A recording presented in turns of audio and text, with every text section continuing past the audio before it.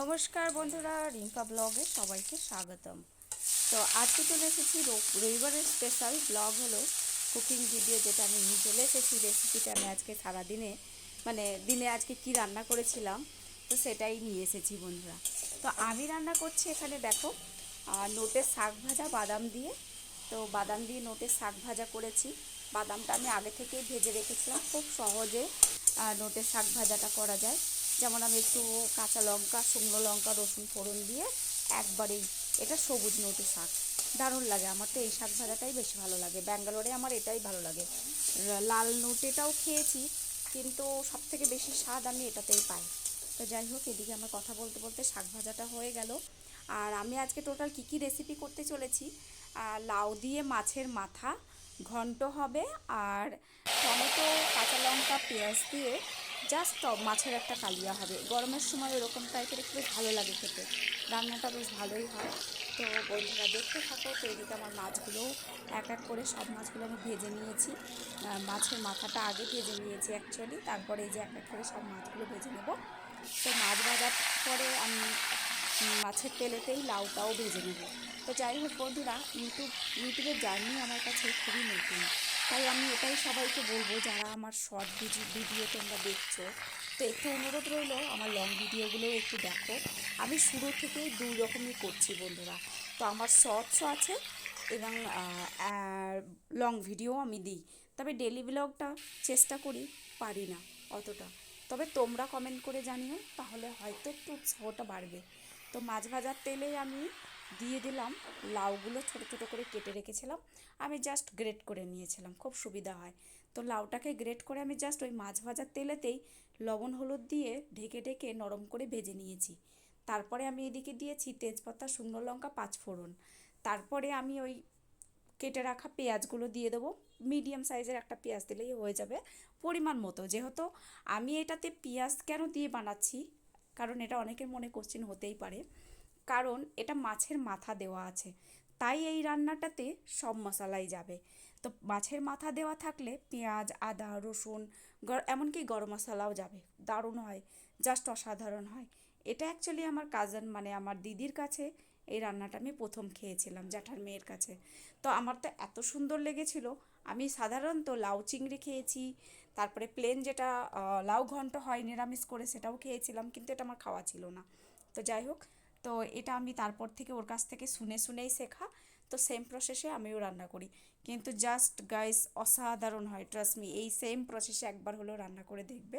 তারপরে আমি এক এক করে টালমারিক, চিলি পাউডার, জিরা পাউডার, ধনিয়া পাউডার সব দিয়ে দিয়েছি, কিন্তু গরম মশলাটা লাস্টে অল্প একটু দিয়ে নামিয়ে নেব। তো এটা দিয়ে সব ভালো করে কষিয়ে নেব মশলাটা। তারপরে আমি এর মধ্যেই মাছের মাথাটা দিয়ে দেব। তো মাছের মাথাটা দেওয়া হয়ে গেলে সাধারণত তার উপরে আমি লাউটাও ঢেলে দেবো। তো ব্যাস, খুব ভালো করে নেড়ে চেড়ে নেড়ে মানে একটু কষিয়ে নিতে হবে। আর পরে কিন্তু জল যাবে না, এই মশলাটা কষাতে একটু জল যাবে। আর এই রান্নাটা, লাউ মোটামুটি সবাই জেনে থাকো তোমরা, যে লাউ রান্না করতে গেলে জল দিতে লাগে না, কারণ লাউতে প্রচুর পরিমাণে জল বেরোয়। তো এই যে দেখো, আমার খুব সুন্দরভাবে কষা হয়ে গেছে, তেল ছেড়ে গেছে। এখন আমি দিয়ে দেবো মাছের মাথাটা। তো আমি আগে থেকে ভেঙে দিইনি, একটু চেষ্টা করছিলাম, ভাঙা যাচ্ছিল না, তাই জন্য আমি লাউটা, ওই যে কষিয়ে রাখা লাউটা আমি ঢেলে দিয়েছি। এতে একটু, লাউতে যখন লঙ্কাটা দেবে একটু বুঝে দেবে, কারণ লাউয়ের মধ্যে চিলিটা খুব বেশি খাটে না, তাই আমি সেই মতোই দিয়েছি, যে যেরকম স্পাইসিসটা খাবে সে সেরকম দেবে। তো যাই হোক, আমি এখানে এই যে মিক্স করে ভালো করে নেড়ে চেড়ে একটু গরম মশলাটা দিয়ে দিয়েছি। বাস, আমার অলমোস্ট হয়ে গেছে রান্না, কিন্তু অসাধারণ হয় খেতে। হ্যাঁ, ট্রাস্ট মি গাইস, একবার হলেও চেষ্টা করবে সেম এইভাবেই প্রসেসে। খুব খুবই সিম্পল রান্না, জাস্ট অসাধারণ লাগে খেতে। গরম গরম ভাতের সাথে গরম গরম যদি এরকম মাছের মাথা দিয়ে লাউ ঘন্ট হয়, আমার তো মনে হয় কিছুই লাগে না। বাট আমরা বাঙালি, আমরা খেয়ে মানে কি বলবো, বাঙালি খেয়ে কাঙালি কথাই আছে না? তো তো যাই হোক, এদিকে আমি আবার মাছটা করব। এই যে টমেটো, পেঁয়াজ আর কাঁচা লঙ্কা নিয়েছি, ওটা দিয়েই করব। এটা কিন্তু দারুণ লাগে কালো জিরে ফোড়ন দিয়ে। আর এটা অনেক সময় শুধু আমি টমেটো কাঁচা লঙ্কা দিয়ে করি, সেটাতে পেঁয়াজও দিই না, আদা রসুনও দিই না, কারণ গরমের সময় শুধু ওটা দিয়েও খুব ভালো লাগে খেতে।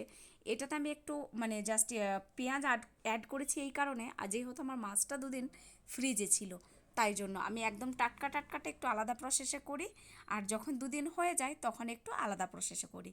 তো এই যে এদিকে আমার সব ছেড়ে দিয়েছে। তো হ্যাঁ, হলুদ গুঁড়ো লঙ্কা গুঁড়ো এগুলো তো অবশ্যই লাগবে। তো ওই টমেটো পেস্টের ভিতরে এগুলো সব অলরেডি আমি মিক্স করে দিয়েছিলাম। তো সিম্পল এই রান্নাটাও একবার হলেও বানিয়ে খেয়ে দেখবে, দারুণ লাগে। আর এই গ্রেভিটা যে যার যেমন পছন্দ, আমি কিন্তু খুব বেশি পাতলা ঝোল করব না। এটা অনেকে আবার খুব পাতলা ঝোল করে, মানে স্যুপ টাইপের খেতে লাগে, দারুণ লাগে। টমেটো যেরকম মাছের স্যুপ হয় সেরকমই লাগে খেতে, দারুণ লাগে। তো একটু কাঁচা লঙ্কা আমি চিড়ে দিয়েছিলাম।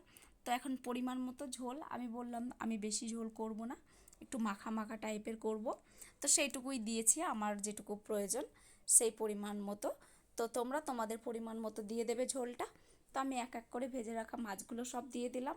এই রান্নাটাতে ধনেপাতা এসব কিছুই যাবে না, সাধারণত অন্যান্য রান্নাতে আমরা একটু অ্যাড করে থাকি।